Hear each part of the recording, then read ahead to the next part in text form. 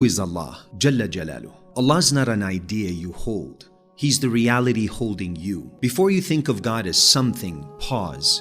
Because everything already needs Him to exist. Allah is Al-Haq, the real. Everything else is borrowed reality. The Quran doesn't begin by telling you what Allah looks like. It begins by telling you who you're standing before. All praise belongs to Allah, Lord of the worlds. Not owner, not manager, Rabb, the one who nurtures, carries, grows, sustains, corrects, and never abandons. Allah is the one who knew you before you knew yourself, before your name, before your fears, before your sins, before even your excuses. Was I not your Lord, he asks? And your soul answered, Bala, yes, indeed. Before your tongue ever learned language, that yes is still echoing inside you. That's why your heart is restless. Allah is not far.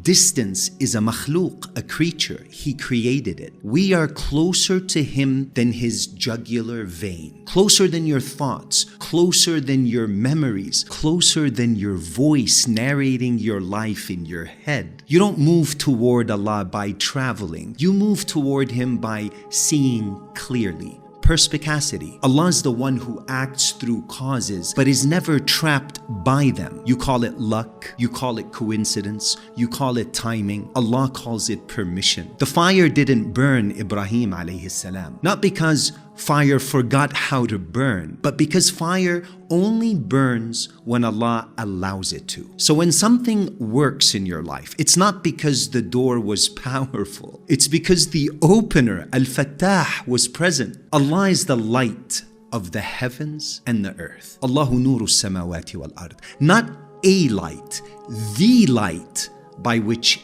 anything and everything is seen. Allah is Ar-Rahman, mercy before you deserve it, and Ar-Rahim, mercy after you mess it up. The Prophet sallallahu alaihi wasallam said, Allah's mercy outweighs His anger. Read that slowly. Not equals, outweighs. You think Allah's watching to punish you? Allah's watching you to return you to Him. Even your guilt is a form of guidance. Allah's not intimidated by your doubts. He created your intellect, not offended by your questions, because He placed curiosity in you, not shocked by your sins. He already knew the version of you that would fall and still created you. Why? Because Allah subhanahu wa ta'ala is not building perfect people. He's revealing who He is: forgiver, restorer, guide. If you never fell, you would never know His name, Al-Ghafur. Allah is the one who answers before you ask. You say,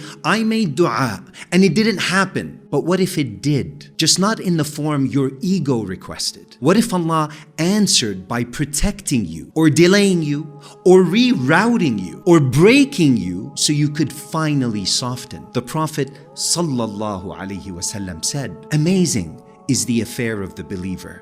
Everything is good for him. Not because life is good, but because Allah is involved. Allah's not found in noise. He's found in surrender. When the masks fall, when the strategies collapse, when you finally say, I can't do this alone. That's not weakness. That's tawheed becoming real. And here's the part that hits home. Allah's not waiting for you at the finish line. He's the one walking you every step, even when you think you're lost, especially then. So who is Allah? Allah's the one you were never separate from, only distracted from. And the moment you stop mistaking the doors for the one who opens them, you don't find Allah, you remember Him. And when that happens, nothing, I mean nothing, looks the same again.